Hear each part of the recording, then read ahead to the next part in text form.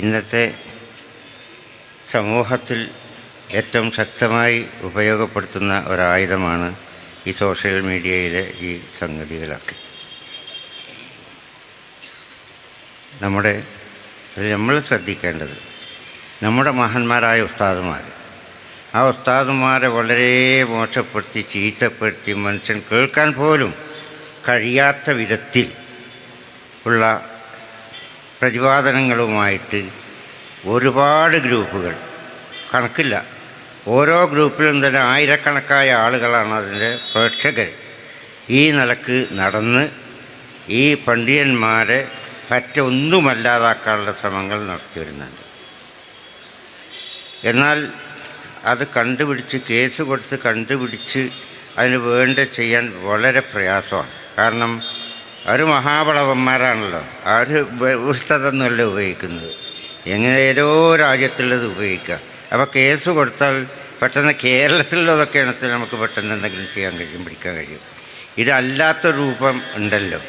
അപ്പം നമ്മൾ വളരെ ശ്രദ്ധിക്കണം. അപ്പോൾ അവർ വിചാരിക്കണം ഞങ്ങളിങ്ങനെയൊക്കെ ചെയ്താൽ ഞങ്ങളെ പിടികൂടൂല എന്നാണ് വിചാരിക്കുന്നത്.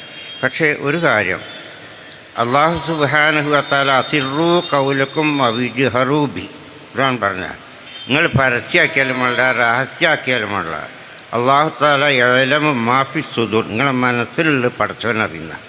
അതാണ് ഈ അവസരത്തിൽ ഉണർത്താനുള്ളത്.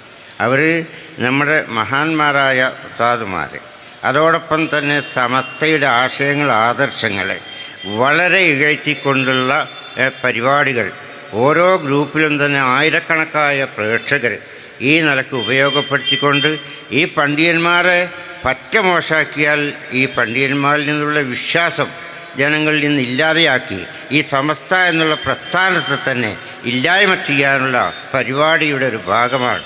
സമസ്തനെ ഇല്ലാതാക്കുന്ന ഒരു വിഭാഗം പറഞ്ഞിട്ടുണ്ട്.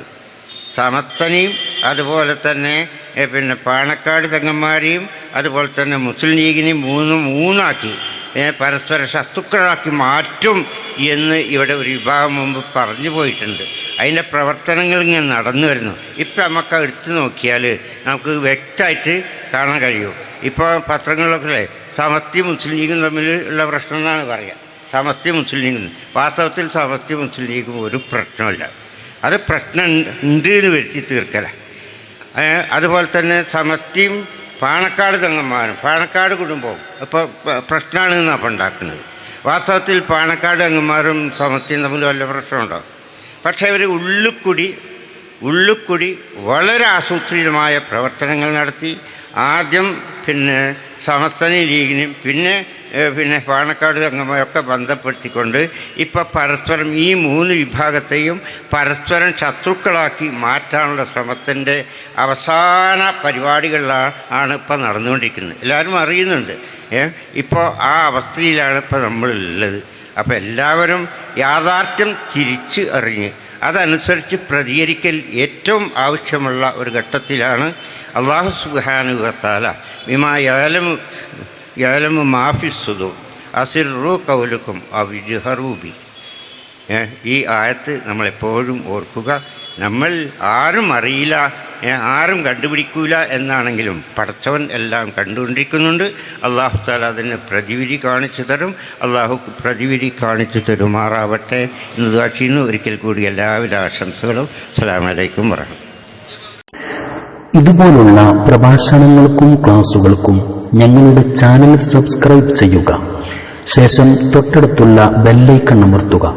നിങ്ങൾ ഇടുന്ന വീഡിയോസ് നിങ്ങൾക്ക് നോട്ടിഫിക്കേഷനായി ലഭിച്ചേക്കും.